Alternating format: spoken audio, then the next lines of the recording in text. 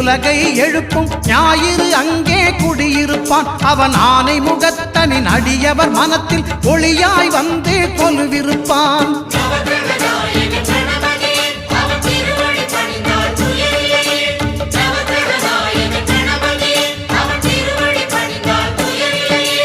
ஒன்பது கோளும் ஒன்றாய் காண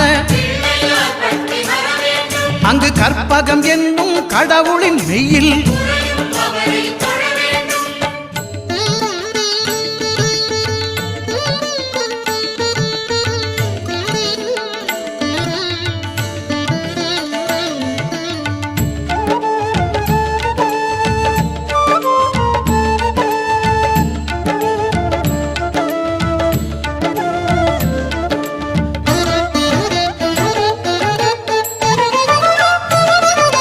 திங்கள் பகவான் திருமுகம் காண